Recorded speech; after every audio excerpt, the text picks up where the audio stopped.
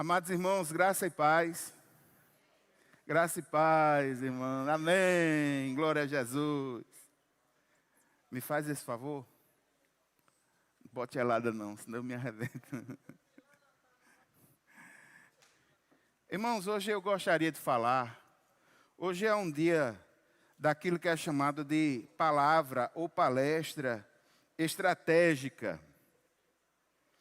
É uma reflexão que a gente tem como necessária para a igreja, de forte relevância espiritual. O objetivo é que a gente possa se lembrar de que existem alguns temas que são necessários, que a gente constantemente possa estar revisando. E hoje, irmãos, eu gostaria de levar, ou de juntos, pudéssemos ter a compreensão do tamanho. Sei que a gente não vai conseguir, é verdade, mas pelo menos ter uma ideia do tamanho do amor e da graça do Senhor sobre nossas vidas, ao sermos confrontados com aquilo que eu chamo de malignidade do pecado. Hoje eu gostaria de falar aos irmãos justamente sobre a questão do pecado. Não vou falar de forma profunda a origem, como foi, quais são. Não temos tempo para isso e o objetivo não é esse. O objetivo é estritamente pastoral. Por quê? Porque a questão, assim, no dia a dia da vida, nós corremos o risco de esquecermos que nós estamos inseridos dentro de um contexto. O mundo luta contra a nossa alma. E nessa luta contra a nossa alma, às vezes, nós nos esquecemos da malignidade do pecado. Só lembrando, irmãos, é muito importante falar sobre isso para nós. Porque, às vezes, nos esquecemos da malignidade do pecado e nos esquecemos da infernalidade do inferno. E vivemos uma vida de todo jeito, às vezes assim, não vou dizer totalmente mundana, mas às vezes a gente se esquece desse conceito, desse contexto, porque nós estamos secularizados. A igreja sofre a influência de uma coisa chamada secularização. O que é isso? É um processo ideológico, humanista, que tenta tirar qualquer influência de aspectos religiosos e espirituais das questões práticas do dia a dia.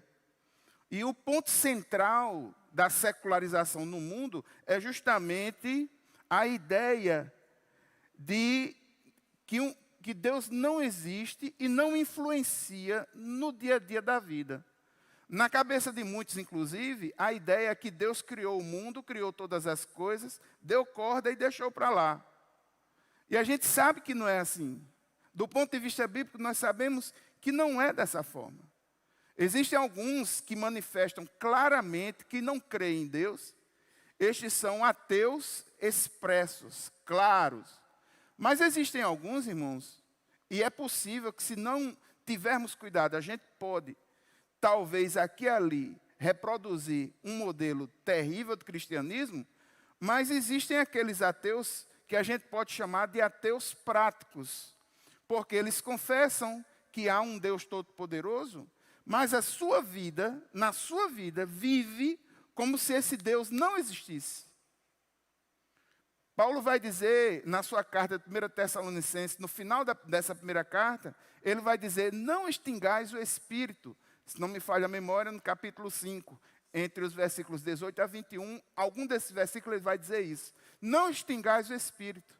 É aquela ideia de que nós podemos viver sem nos perceber de que o Espírito Santo de Deus é nosso guia, nosso ajudador, e simplesmente desprezar essa ação do Espírito de Deus e viver nós mesmos tomando o centro, o rumo das nossas vidas. Então, irmãos, para falar sobre a questão do pecado, lembrando das tristes consequências do pecado, lembrando que Jesus, no livro de João, no capítulo 17, Quando ele estava orando pelos discípulos, ele disse: Pai, eu não os peço que os tire do mundo, mas que os livre do mal. A malignidade do pecado, nós não podemos nos esquecer dessas malignidades que são colocadas no mundo e que esse mundo combate contra a nossa alma. Do mesmo jeito que a carta ao Corinto, Paulo falava a uma igreja que era fortemente influenciada pela cultura daquela época, onde havia templos de prostituição cultural, e aquela prostituição cultural baixou o caráter das pessoas ali de Corinto, isso influenciou a igreja de Corinto.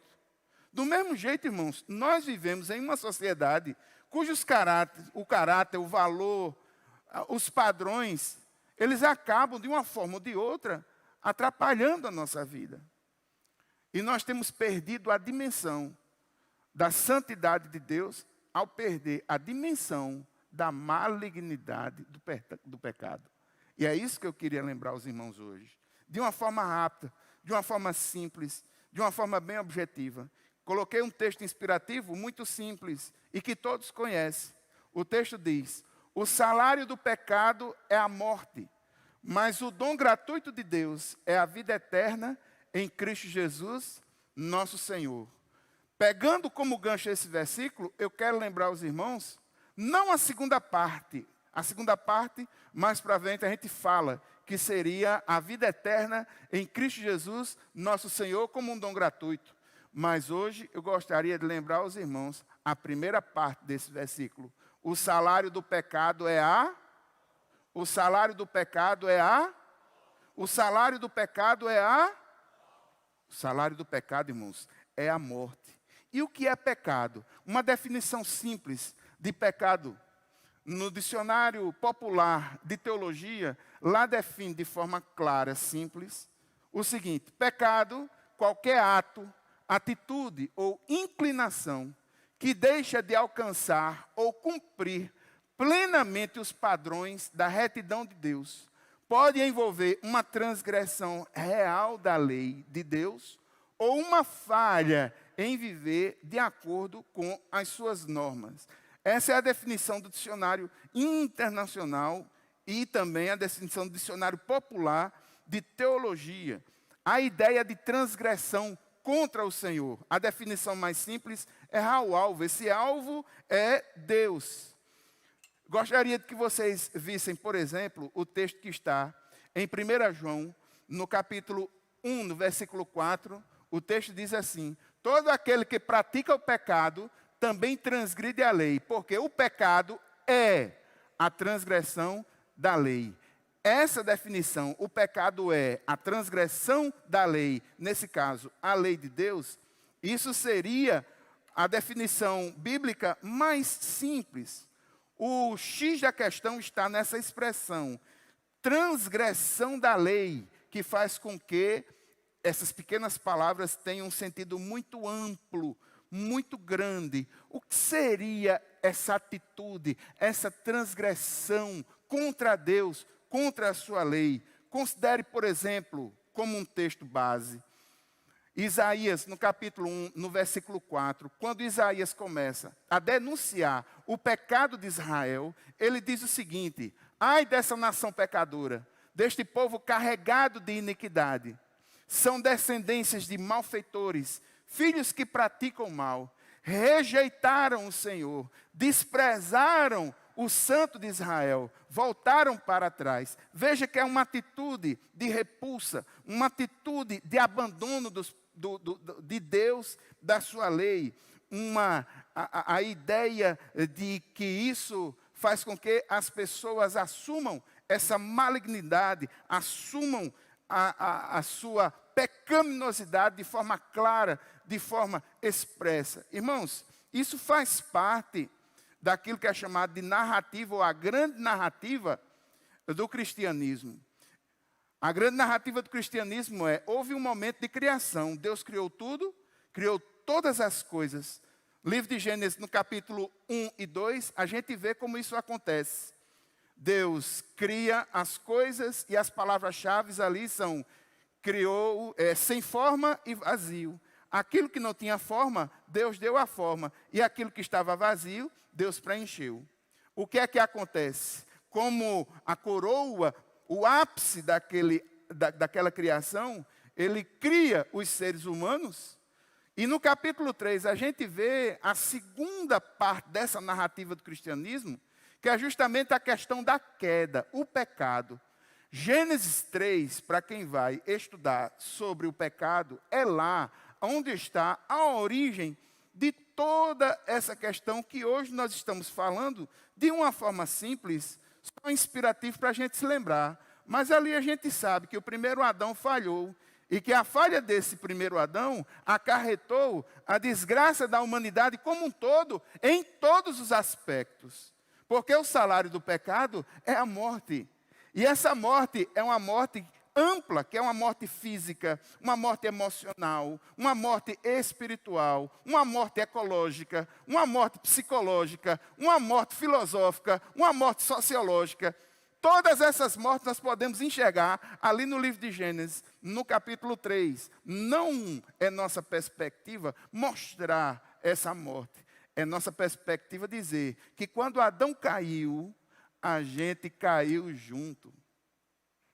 Irmãos, no livro de Salmo, no capítulo 51, eu gostaria de pedir que os irmãos lessem Salmo 51 em casa, com toda a calma.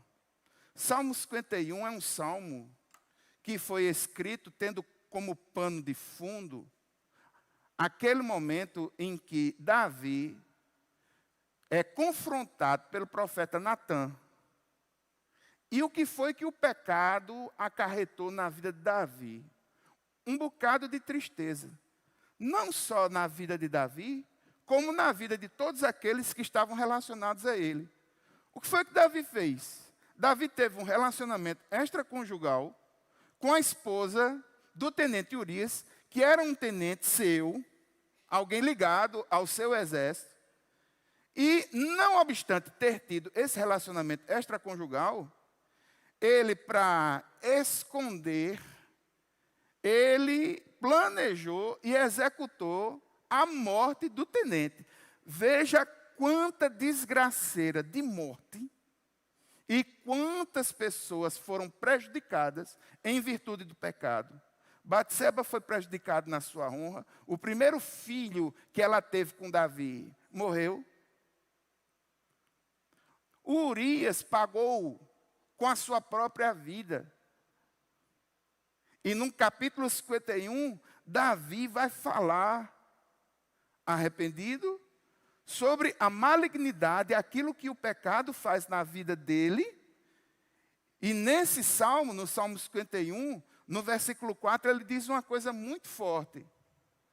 Quando ele pecou, e o seu pecado, do ponto de vista horizontal, foi contra a honra de Batseba, foi contra Urias diretamente, porque ele o mata, mas ele assume a origem de seu pecado, sobretudo, como tendo sido uma afronta contra Deus.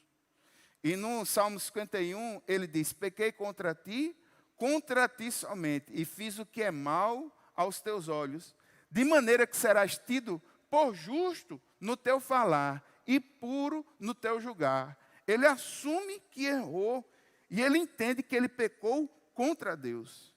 Irmãos, essa ideia de santificação total aqui na face da terra, por nós, porquanto crentes, alcançamos isso de forma representativa. Alcançamos em Cristo Jesus. Mas a depender de nós mesmos, nós fomos livres da condenação eterna do pecado, mas não estamos livres da influência do pecado. Isso é muito forte. 1 João, no capítulo 1, dos versículos 8 a 10, esse pequeno texto, ele traz 2 versículos negativos e um positivo. Veja os 2 versículos negativos, os versículos 8 e 10. O texto diz assim: Se dissermos que não temos pecado nenhum, a nós mesmos enganamos, e a verdade não está em nós. O outro versículo negativo é o versículo 10.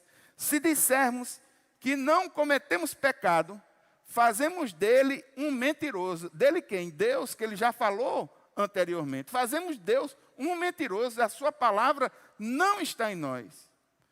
João nos aponta para a inevitabilidade do pecado.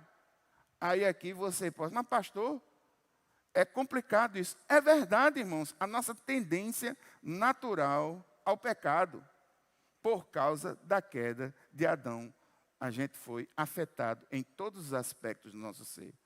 Agora, graças a Deus, esse texto também traz a esperança, algo positivo.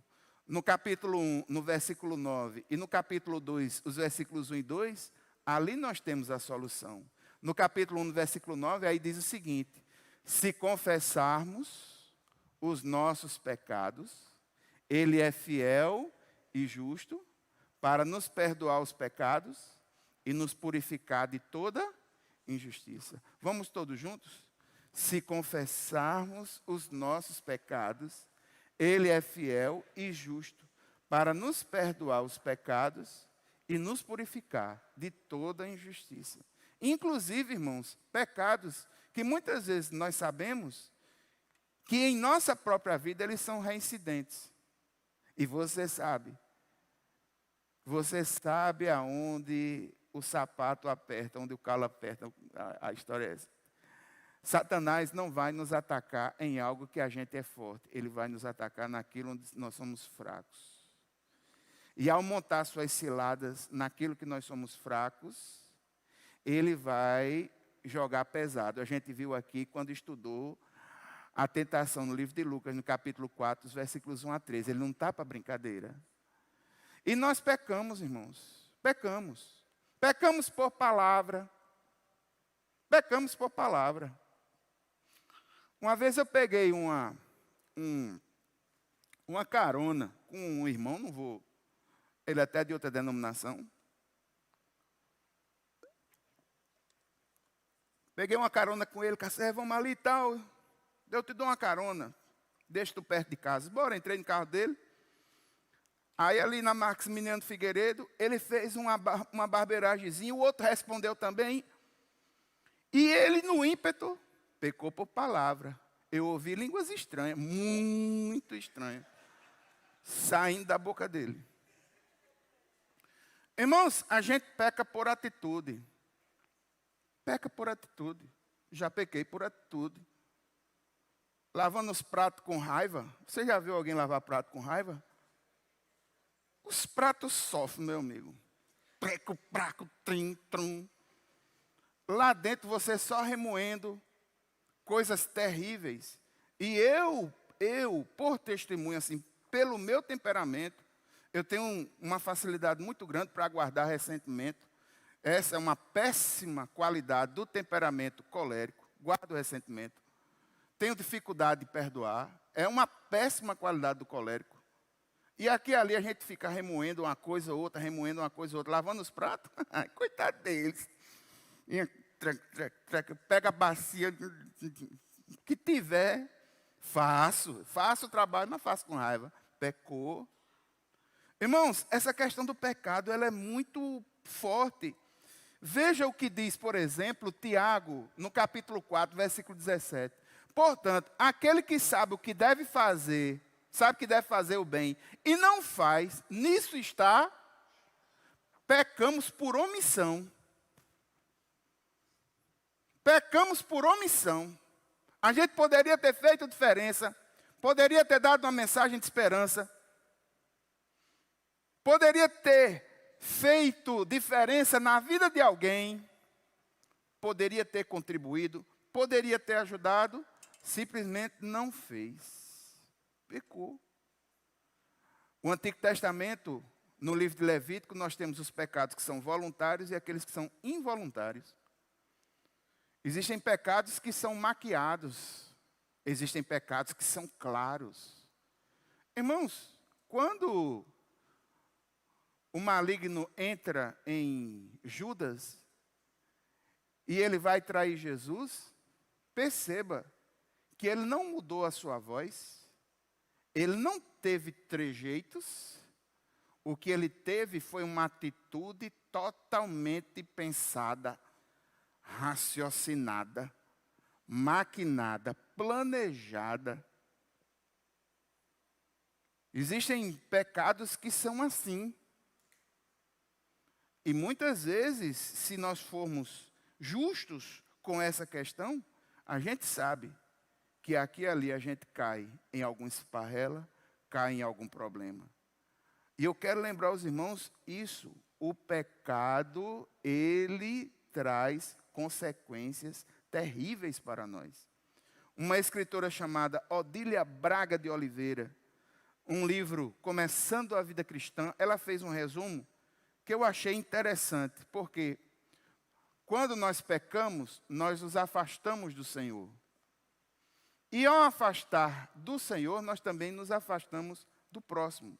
Olha o que é que ela diz. A Bíblia diz que pecado é tendência natural para o erro, por causa da depravação ao qual nós somos submetidos. A ação errada em relação ao próximo. E ela diz que pecado também é a descrença em Jesus. Não crer no Senhor Jesus, do ponto de vista bíblico, também é qualificado como pecado. Vou mostrar isso na palavra.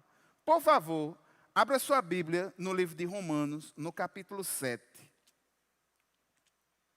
No livro de Romanos, no capítulo 7.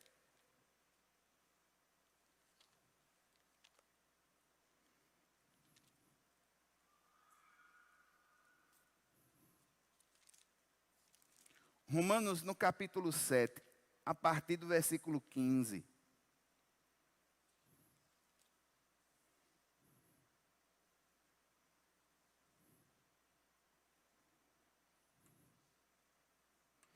Romanos, no capítulo 7, a partir do versículo 14.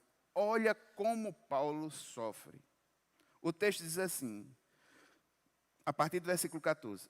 Porque bem sabemos que a lei é espiritual, eu, porém, sou carnal, vendido à escravidão do pecado. Versículo 15. Porque nem mesmo compreendo o meu próprio modo de agir, pois não faço o que prefiro, e sim o que eu detesto.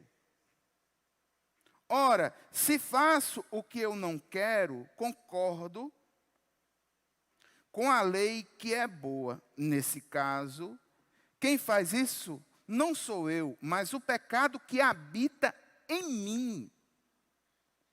Porque eu sei que em mim, isto é, na minha carne, não habita bem nenhum, pois o querer o bem está em mim, mas não o realizá-lo. Porque não faço o bem que eu quero, mas o mal que não quero, esse faço. Mas se eu faço o que não quero, já não sou eu quem o faz, e sim o pecado que habita em mim. Assim encontro esta lei. Quando quero fazer o bem, o mal reside em mim. Porque, segundo o homem interior, eu tenho prazer na lei de Deus. Mas vejo nos meus membros outra lei, que guerreando contra a lei da minha mente, me faz prisioneiro da lei do pecado que está nos meus membros.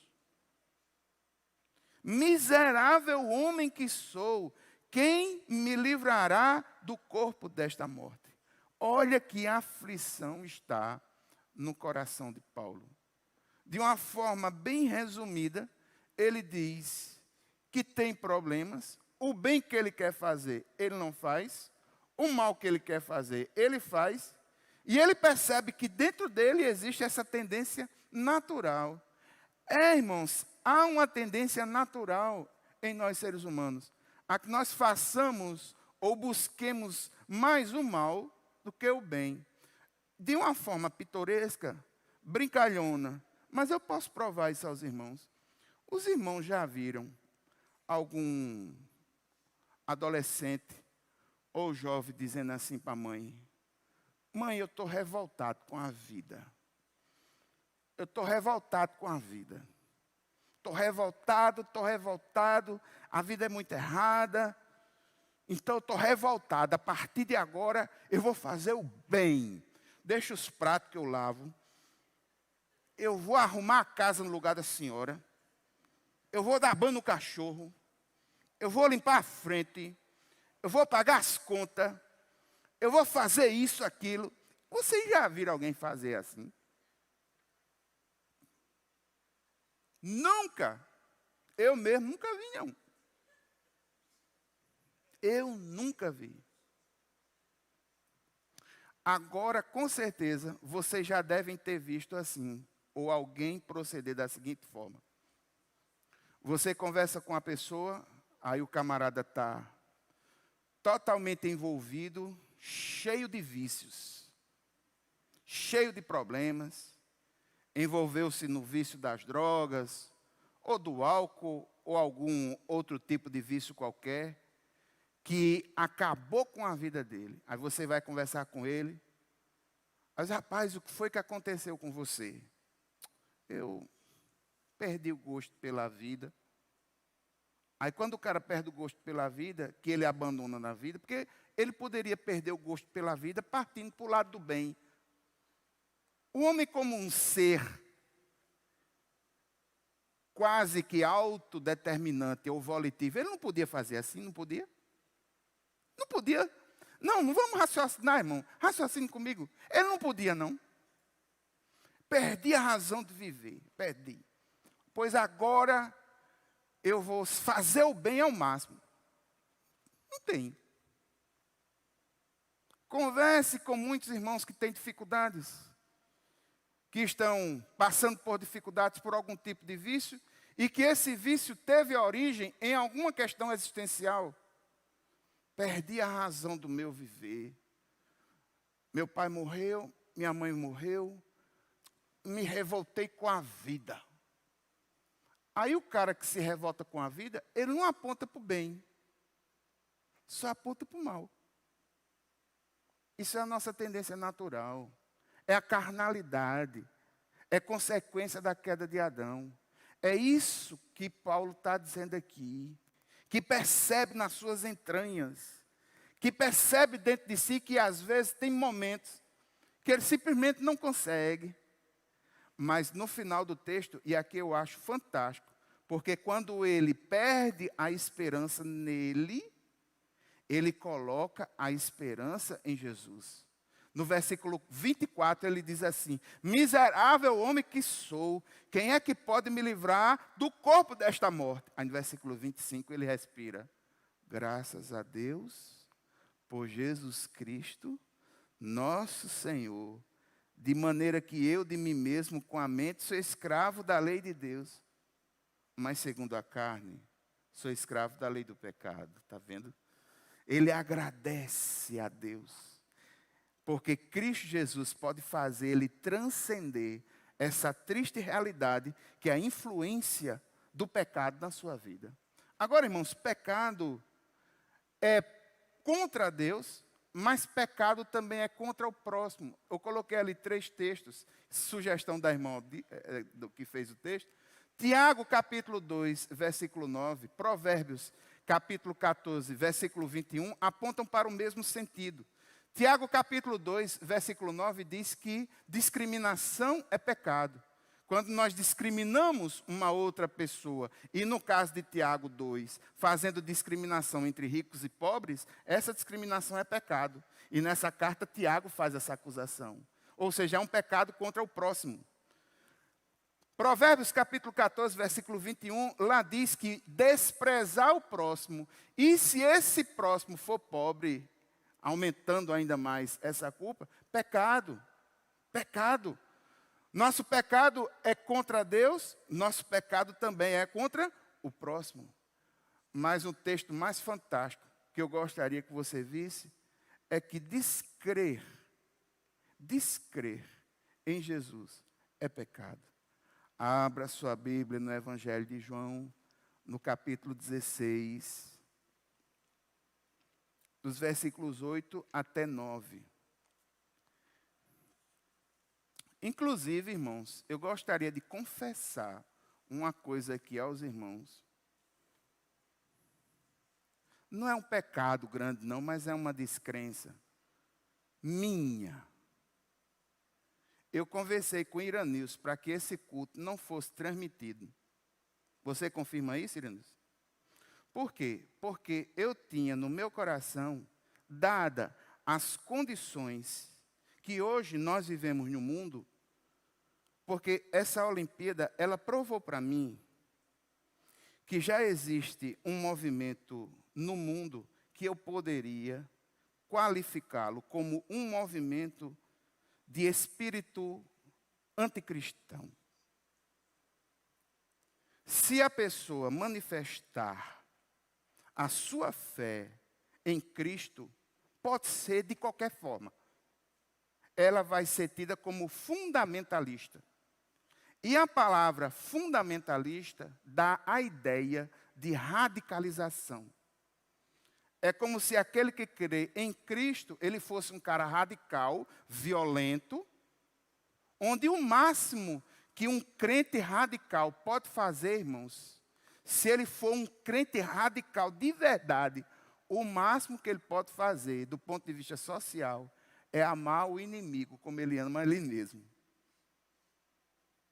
Não tem. Então, qualquer coisa que um cristão fizer ou disser, ele pode ser tido como radical, como um fundamentalista. E a palavra que eu vou dizer agora, ela é uma palavra que, do ponto de vista bíblico, é muito forte. E eu quero ressaltar que eu não estou aqui discriminando outras expressões religiosas. Nós vivemos num país livre. Você é livre para você crer no que você quiser. Você aí da internet, crê no raio que você quiser. Se você é livre. O Estado é laico, mas não é laicista. Nós temos o direito de crer em Cristo Jesus, assim como você tem o direito de crer no que você quiser. E como crente batista, por convicção e por princípio, eu defendo o direito de crermos no que cremos, assim como defenderei o direito de você crer no que você quiser. Porque essa expressão de liberdade, nós precisamos ter liberdade. Que as expressões religiosas tenham a sua liberdade. Mas veja, muitos dizem,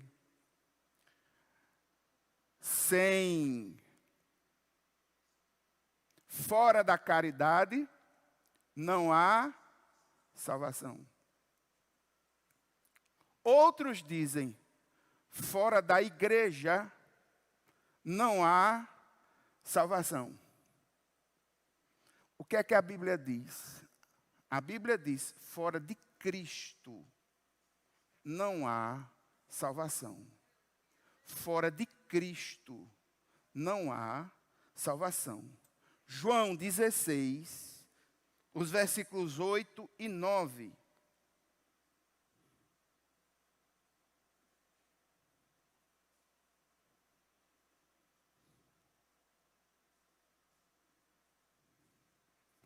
Aliás, um pouquinho antes.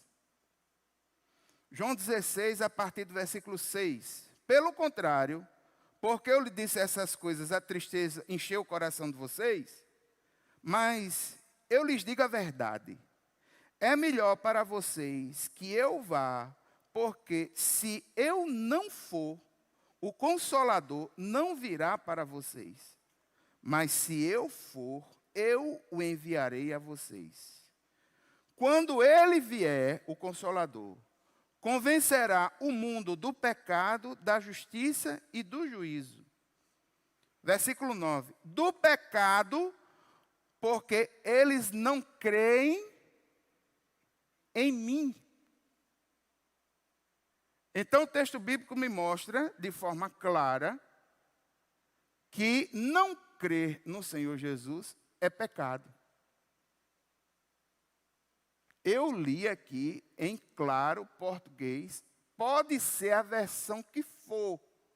Não haverá mudança de sentido. Fora de Cristo, não há salvação. É o que diz a Bíblia. Abra sua Bíblia em 1 João, capítulo 5. Que é possível que você tenha achado que esse texto não falasse tão claramente. Eu vou colocar para você um mais claro. 1 João, no capítulo 5.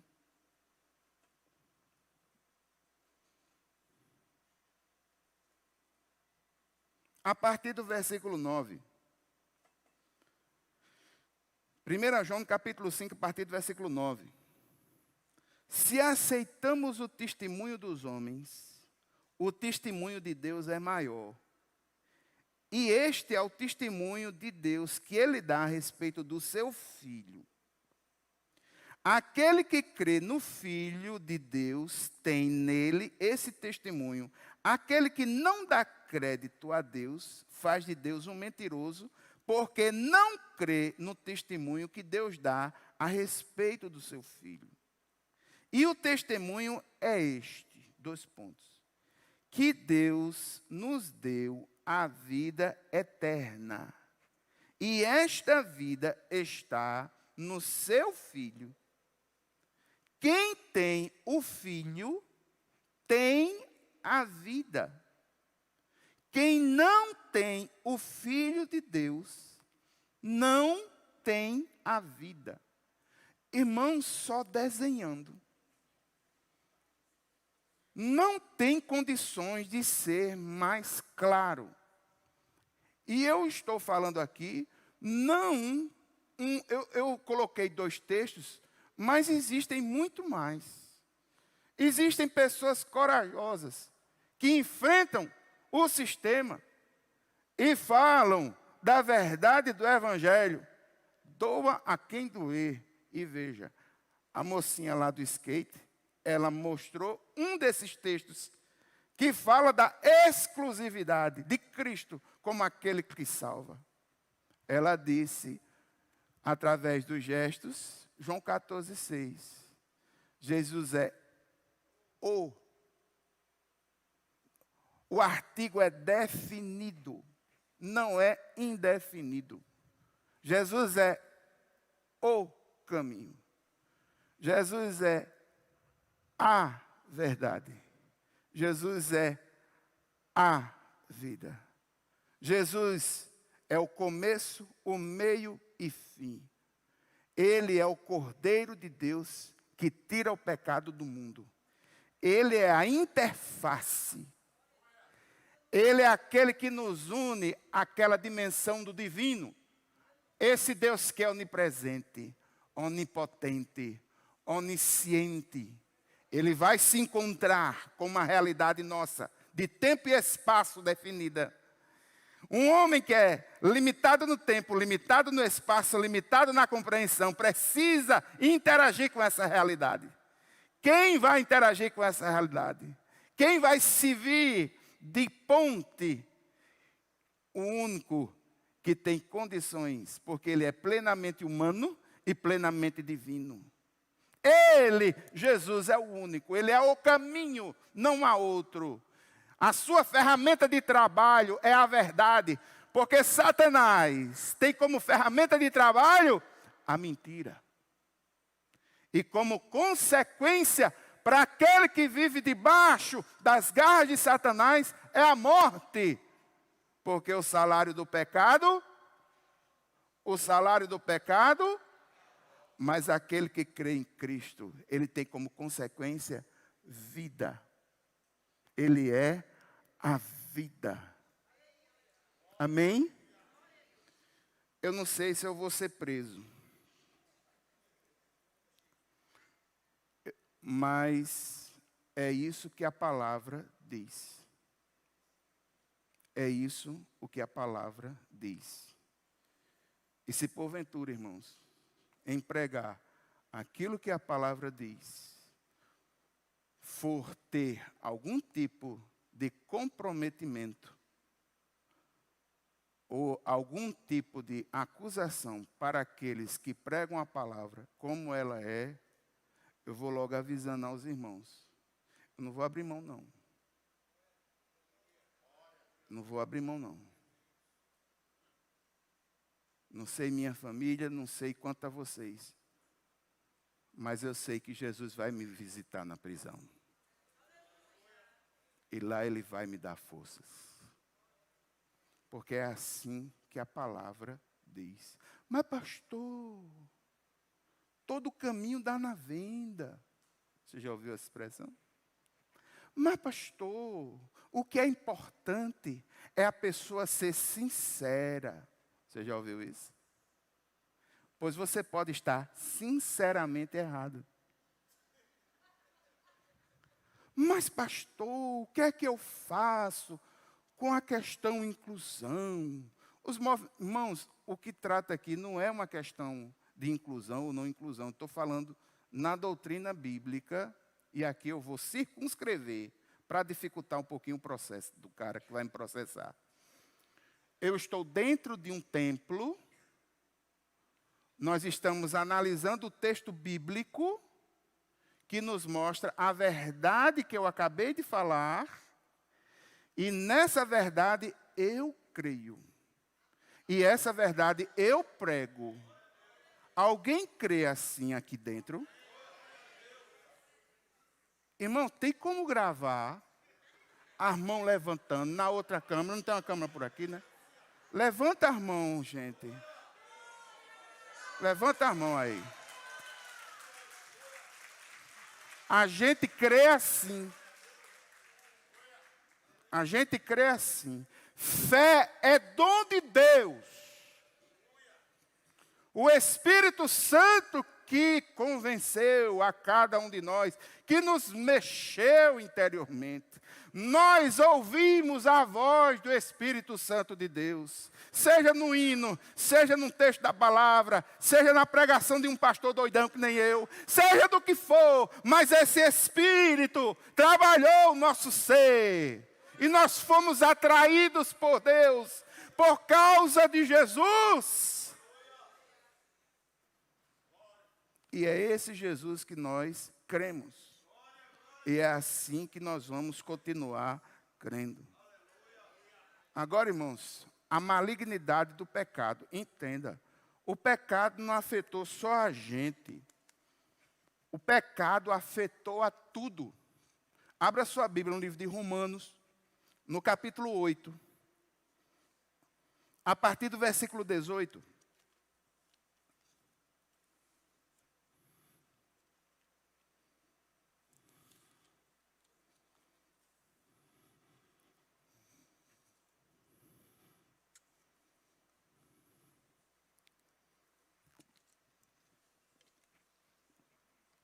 Romanos, no capítulo 8.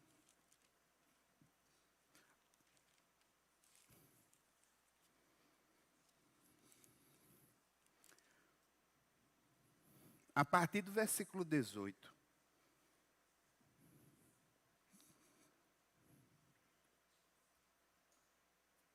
Romanos, no capítulo 8, a partir do versículo 18. Irmãos, vejam que texto sério.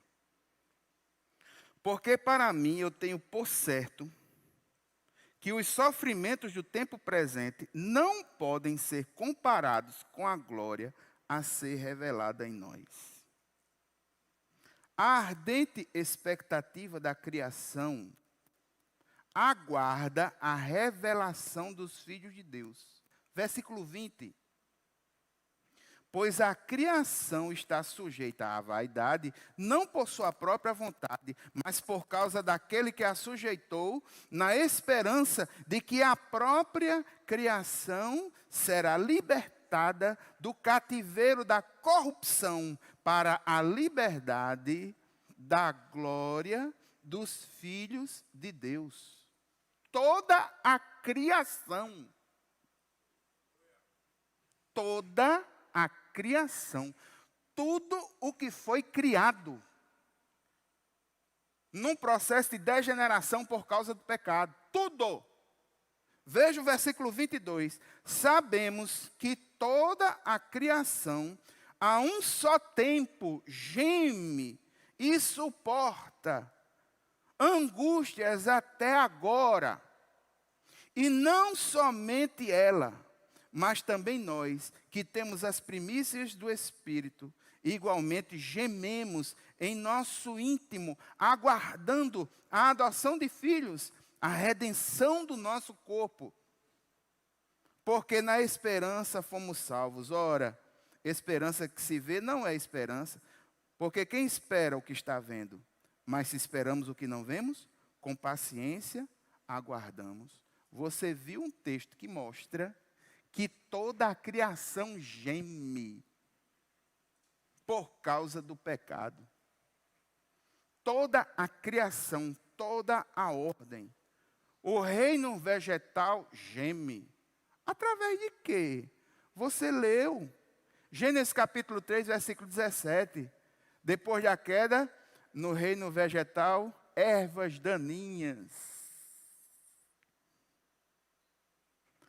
O reino animal sofre. No capítulo 3 já mostra esse sofrimento. Sabe como? Animais tiveram que ser mortos para que Adão e Eva pudessem ser vestidos. Ou não? Então, irmãos, a gente olha para a raça humana. E nós, seres humanos, cabe unicamente e exclusivamente a culpa do pecado sobre nós. Eclesiastes capítulo 7, versículo 20 vai dizer que não existe um justo. Não há um justo sequer. Volte sua Bíblia aí para Romanos, capítulo 3, dos versículos 10 até 19. Como está escrito, não há justo, nenhum sequer. Não há quem entenda, não há quem busque a Deus. Todos se desviaram e juntamente se tornaram inúteis. Não há quem faça o bem, não há nenhum sequer. A garganta é um sepulcro aberto, com a língua enganam, veneno de víbora está nos seus lábios. A boca, eles a têm cheia de maldição e amargura, seus pés são velozes para derramar sangue. Nos seus caminhos há destruição e miséria, eles não conhecem o caminho da paz. Não há temor de Deus diante dos seus olhos. Você está com o capítulo 3 aberto? Dê um pulinho para o versículo 23. Pois todos pecaram e destituídos estão da glória de Deus. Todos. Todos. Todos. Todos pecaram. Por causa do pecado, a terra, o cosmos, tudo foi amaldiçoado. Por causa do pecado, as mulheres, elas dão luz com dores. Por causa do pecado, toda a humanidade foi condenada. Toda. Abra sua Bíblia em Romanos, no capítulo 5. Veja o que está escrito no versículo 12. Portanto, assim como por um só homem entrou o pecado no mundo, e pelo pecado veio a morte, assim também a morte passou a toda a humanidade. Por quê? Porque todos pecaram. Em Adão, todos nós somos pecadores. Morte física, espiritual, emocional, morte. As relações com o Criador foram cortadas. Mas voltando à segunda parte do versículo, louvado seja o nome do Senhor, irmãos, porque o salário do pecado é a morte, mas o dom gratuito de Deus é a vida eterna em Cristo Jesus, nosso Senhor. Irmãos, se você tem consciência da malignidade do pecado, da mortandade que o pecado produz, entenda, agora você tem consciência do tamanho do amor e da graça de Deus para a sua vida. É simples. Eu gostaria de encerrar, fiz um texto, quero compartilhar com os irmãos. O texto que eu fiz diz assim: quando não compreendemos plenamente a malignidade do pecado e a terrível realidade do inferno, nossa percepção do poder da graça de Deus em nossas vidas se torna diminuta. O pecado não é apenas uma transgressão de regras morais. É uma rebelião contra a santidade e o amor de Deus. O pecado corrompe o nosso ser. O pecado nos separa do Criador. O pecado nos coloca no caminho da destruição. O pecado é a fonte impulsionadora das más motivações pelas quais a humanidade vive hoje. O salário do pecado é a morte. E a Bíblia descreve o pecado como uma força escravizadora que nos afasta de Deus e nos afasta da vida eterna. Compreender a realidade do pecado e a sua profundidade e compreender o inferno nos leva a valorizar de forma mais intensa a graça que nos alcançou. Isso nos faz reconhecer o quanto precisamos da salvação e nos move a uma gratidão profunda e sincera.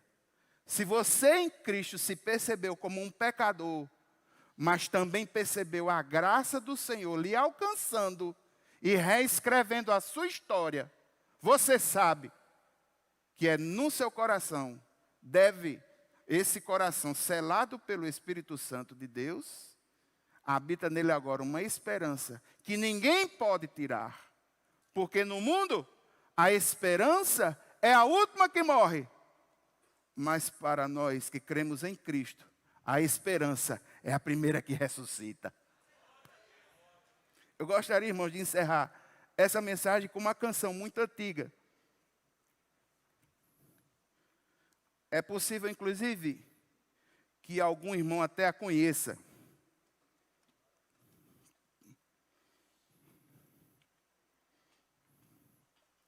Pode abrir.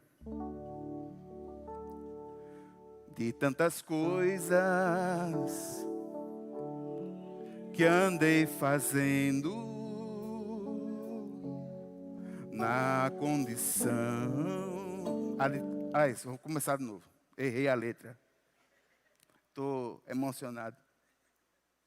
De tantas coisas que andei fazendo, de quase todas me arrependi. Mas houve uma especial, foi a mais certa que escolhi. A melhor coisa que eu já fiz em toda a minha vida, salvou-me por um triz em aceitar Jesus. Sinceramente foi a melhor coisa que eu já fiz. Coisas erradas andei fazendo na condição de pecador. Mas quando achei-me desfalecendo, tomei a decisão que me salvou. a melhor coisa que eu já fiz em toda a minha vida, salvou-me por um triz em aceitar Jesus. Sinceramente foi a melhor coisa que eu já fiz. Vamos ficar todos em pé? A melhor coisa que eu já fiz em toda a minha vida, salvou-me por um triz em aceitar Jesus. Sinceramente foi a melhor coisa que eu já fiz. Aleluia, glória a Deus. Louvado seja o nome do Senhor. A Ele toda a honra, a Ele toda a glória, a Ele todo o louvor. Meu irmão, se você sente no seu coração que a melhor coisa que você fez de fato foi ter encontrado o Senhor Jesus, você tem plena liberdade para glorificar o Senhor nesse culto. Você tem plena liberdade para agradecer ao Senhor. Eu gostaria que você pensasse aonde é que você poderia estar a essa altura do campeonato se a grande mão poderosa do Senhor não tivesse alcançado você. Se a graça do Senhor não tivesse rompido com as nossas dificuldades. Ele enviou o seu Filho para que nós pudéssemos ter acesso a Ele. Irmãos, isso é muita coisa. Recaía sobre nós uma pena grande. Recaía sobre nós algo que nós não poderíamos resolver por nós mesmos. Mas Deus nos amou primeiro. E Ele enviou o seu Filho para que todos nós tenhamos vida e vida em abundância. Nós precisamos ter essa compreensão, irmãos. É muito bom quando a gente alcança um sucesso material, alcança um sucesso profissional. É muito bom quando a gente resolve um problema que vem atormentando a nossa vida. Mas o maior problema, que é o problema existencial, o problema que marca a todos no mundo, esse problema, o pecado, foi resolvido pelo Senhor. Em Cristo Jesus, nós sabemos de onde nós viemos. Em Cristo Jesus, nós sabemos porque é que nós estamos aqui na terra. E em Cristo Jesus, nós sabemos que um dia nós vamos estar face a face com o Senhor. Você pode ter gratidão no seu coração por muitas bênçãos. Eu tenho, irmãos, esse mês de julho para mim foi um mês que o Senhor me deu de presente. Bênçãos muito grandes que eu nem sequer podia dimensionar ou imaginar. Mas eu quero dizer e reforçar aos irmãos, a maior bênção que eu tenho é a de entender que o Senhor me buscou, o Senhor me resgatou, o Senhor me atingiu, Ele mudou a minha vida.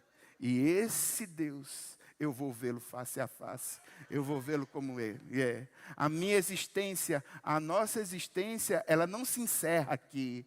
A nossa existência agora, ela é eterna. E não é uma eternidade de tristeza e dor. É uma eternidade de alegria, porque nós vamos estar face a face com Deus. Ele venceu a dificuldade do pecado. Ele venceu, Ele venceu. Em Cristo, somos mais do que vencedores. Pai eterno, muito obrigado, Senhor. Eu quero colocar nas tuas mãos, Pai, a nossa vida. E eu quero te agradecer, porque só o Senhor é quem poderia produzir uma tão grande salvação. Para pecadores perdidos como nós, o Senhor reescreveu a história. Pai eterno, eu quero te agradecer pela salvação. Eu quero te agradecer pela paz que há no meu coração. O mundo está pegando fogo lá fora. Na Venezuela já morreram mais de 10 pessoas. Existe movimentação militar na Rússia. Existe movimentação militar em algumas partes do mundo. Há temores. Mas nós que cremos no Senhor sabemos que se isso aqui se findar, um novo céu, uma nova terra virá. E nós vamos estar glorificando ao Senhor. Porque o pecado, o Senhor venceu na cruz do Calvário por nós. Pai, eu quero clamar, Deus, que o Senhor nos dê discernimento espiritual. E que o Senhor nos dê força para a gente poder viver nesse mundo tão difícil, tão tenebroso, tão pecaminoso. E clamo, Pai, como Jesus clamou, não nos tire do mundo, mas nos livre do mal. Pai, eu quero orar, clamar a Ti, oro, no nome de Jesus. A igreja diz amém. A graça do Senhor Jesus Cristo, o amor de Deus, a comunhão e as consolações do Espírito Santo sejam sobre cada um de nós hoje e sempre. Amém, amém.